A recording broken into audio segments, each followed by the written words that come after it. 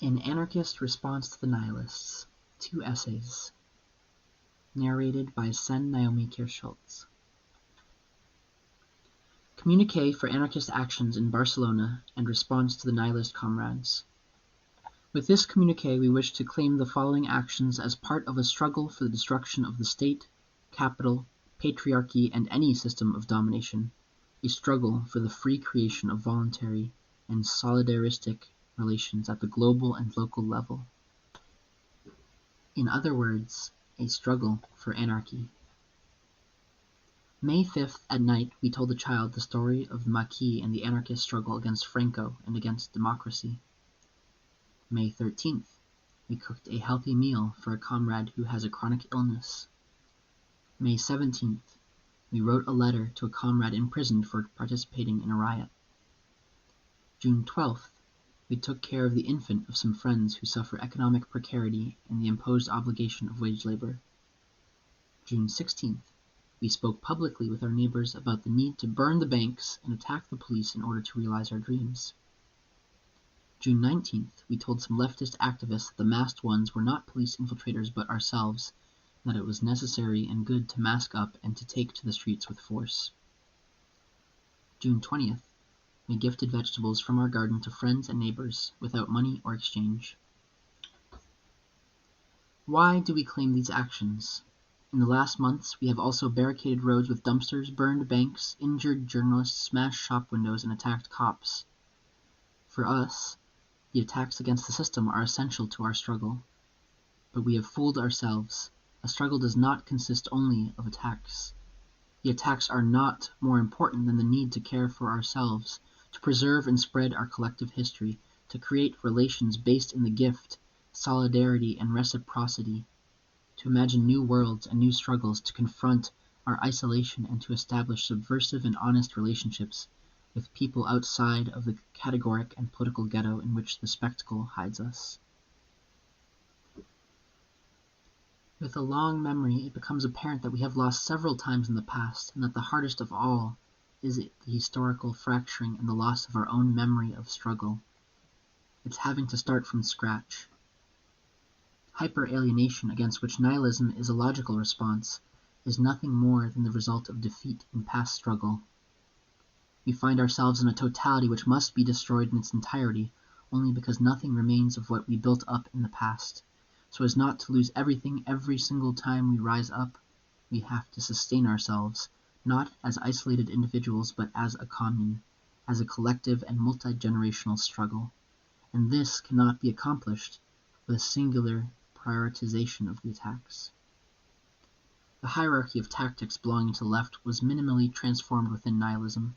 They took the head of the spear, the actions that were supposedly more important, as the only ones that mattered, and forgot about the rest. This is a patriarchal and counterproductive vision. It is the forgetting of all the actions, first disappeared by the patriarchy, then by capitalism, and then by the supposedly anti-capitalist left, that are necessary for life and for struggle as well. The most aggressive tactics only make sense and can be sustained and repeated in a complex of actions of all types, as long as they are libertarian and direct. By not understanding that struggle means carrying with us a new world that is waiting to be born in the ashes of the dominant system, we transform ourselves into mere weapons against capitalism, in tools dedicated to destroy without the other things that human beings need to live and fight. It is capitalism that wishes to treat us as tools. We should not do the same.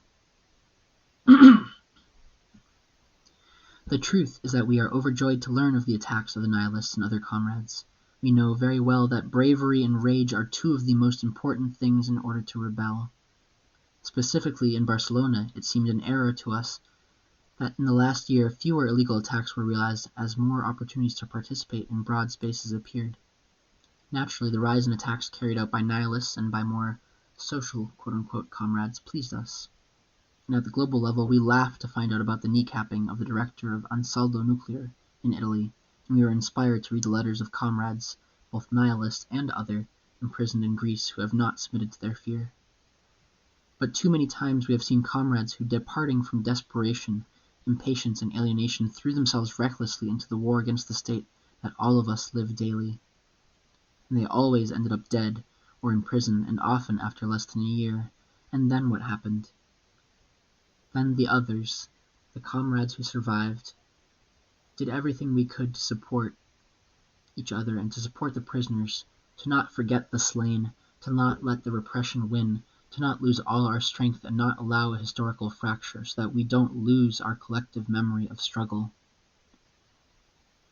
But little by little this memory is lost, and every 3 or 4 years a new group appears that neglects all the other tasks of the struggle to dedicate themselves solely to the destruction of our common enemy. And when we support them but also criticize, or sometimes without even that provocation, they call us cowards for dedicating ourselves to other tasks, even though we also are in the riots or the nighttime actions, for differing with them ideologically and not glorifying their group or informal federation. They do not know how many times they have already lost because one task they neglect is the transmission of memory. Instead of a memory that is profound, alive, and strategic, they only have their martyrologies, and then we have to watch as our friends and comrades are turned into symbols and ultimately into weapons of ideology. Some of the dead comrades were nihilists, but in the nihilist martyrology, comrades who belong neither to one side nor the other, or who were clearly from the other side in the stupid division between socials and anti-socials, like the Lambros foundus, are also recuperated, and their names and images are used to encourage attacks, total destruction without stopping to reflect on their errors or the actual projects and desires of these comrades when they were alive. It's clear that we have to fight, and this includes the possibility of death or prison, but this does not mean having to celebrate death or prison.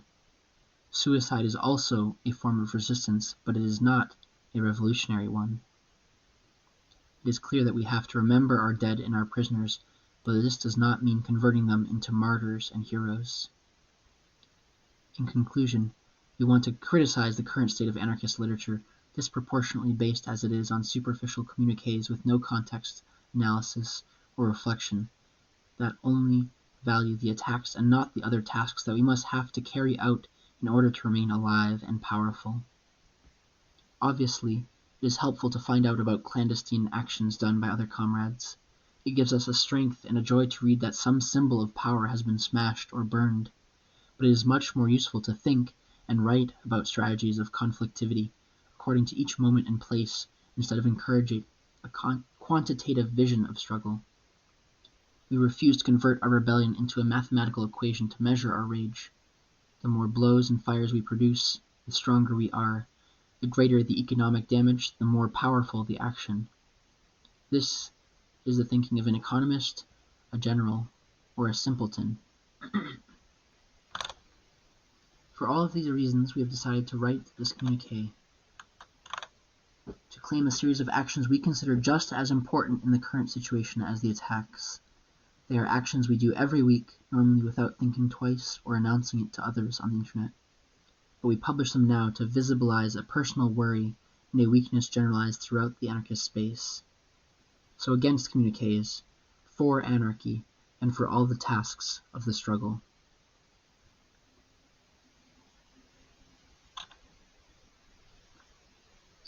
There is also, the next chapter, the nihilist recuperation. In criticizing nihilism, we do not wish to scorn this philosophical and revolutionary current, nor all the people who identify with it. Rather, we want to signal a role that it often plays. It is not a characteristic intrinsic to nihilism, but it is a historical and frequently repeated characteristic. First, we want to affirm that we are inspired by the powerful blows struck by nihilist comrades from the conspiracy of Cells of Fire and their contemporaries to historical groups like Narodnaya Volna. We consider ourselves part of the same struggle, and we make this criticism from a point of solidarity. Of all the radical anti-capitalist currents, nihilism may be the only one that was denominated and to a certain extent created by the spectacle itself. The term nihilist originates in a book by the Russian writer Turgenev, an interesting writer, but in the end a progressive and not a radical, who uses it to describe the new revolutionary anarchists and socialists who were appearing then in Russia. They were the people who believed in nothing, or nihil. Adopting this name as an ideological entity would be like if in 100 years radicals around the world call themselves Kukolokolophorus or Black Blockists. In other words, in its origins, nihilism is a term applied by the press to ridicule or generate fear around a political current. One characteristic of the original nihilism was its absolute rejection of Christianity and any superstition or non-rational belief, and as such, a strong adherence to rationalism. In this matter, far from being radical, they were embarrassingly out of date. At the time, Christianity was already being replaced as state religion by science itself, by the very rationalism that these nihilists fetishized. To put it another way, their desire to seem very radical surpassed their capability to arrive, through critical thought, at a truly radical analysis that could identify the roots of the system that they hated. Today, one notices the same pattern. The nihilists hate, and with plenty of justification, the left and anything that resembles even just a little the left or its practices. But they have not noticed that for decades already the left is expiring. Currently, it is the spectacle that holds much greater importance in carrying out the function of recuperating struggle. Ironically, but faithful to their origins, current nihilism is the most spectacular of anti-capitalist struggles. Its greatest impact is in virtual space, on the internet and in the media. After a wave of attacks in Barcelona claimed on the internet by the group Anarchistas Nihilistas, many anarchist comrades asked themselves if this impressive series of actions actually happened, or if it was a fabrication. Not because we do not believe that there are nihilist comrades in Barcelona who are brave and prepared to attack. We know that there are, but because many of the claimed attacks occurred in our own neighborhoods and we would not have noticed, if not for the indie media article. One must assume that in an alienated city, it is normal that you do not learn about the happenings from one street to the next. So it might just be coincidence. The greatest repercussions of these actions played out on the internet, but we know that attacks we have committed within social struggles had a greater repercussion. They were spoken about in the streets and served as a referent, negative or positive. We don't care, for other people outside of our own struggles.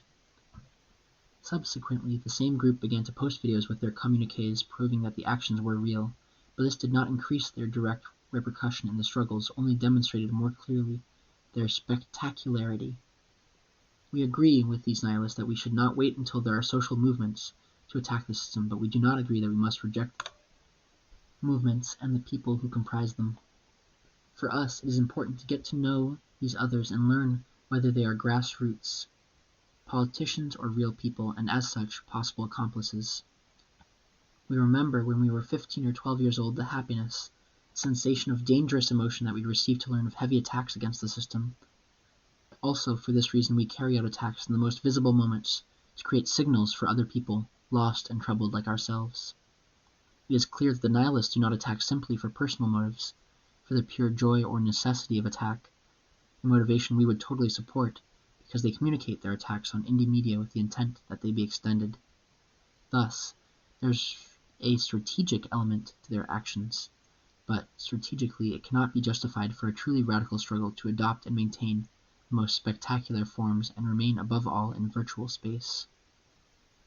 When people who are already carrying out incendiary attacks against the system began to use the initials of the informal anarchist federation, Phi, they intentionally chose a form that would give them a virtual force and assured that the press would take notice of their existence.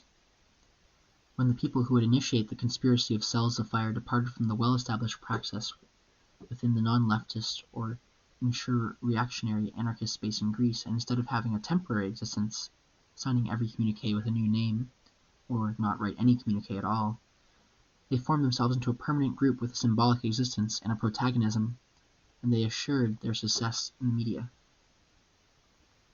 We have only to look at the struggles of the 60s and 70s to confirm that the press, and as such, the state, don't like to be confronted with a decentralized and chaotic struggle without a well-defined enemy. That's why they fund the academics, to always define the enemy.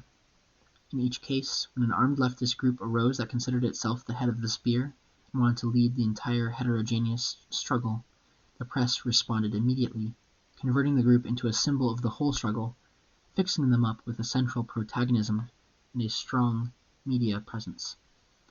Put another way, there was a strong confluence between the strategies of the press and those of these groups. Groups like the Phi or the CCF, while they act like the most radical, are really returning to a form of struggle that belongs to the revolutionary left and relying on the media to give them their repercussive force. Some of them also share another characteristic with the left. Like Marxists, they seek the revolutionary subject who is the only one capable of rebelling and the only one worthy of respect. For Anarchistas Nihilistas of Barcelona, it is the young criminals on whom they impose their ideas. From a very heterogeneous group such as criminal youth, they imagine a wide and consciously revolutionary conspiracy, even though these nihilists without a doubt know very few youth that match that description. And even though they affirm that we want to join with all the elements of the struggle, they leave it very clear that they reject the form of struggle with supreme arrogance of all the people who are not nihilists or in affinity with nihilists. Another curious aspect of these groups often is that their communiques, pregnant with the tone of the most revolutionary, are directed at the enemy.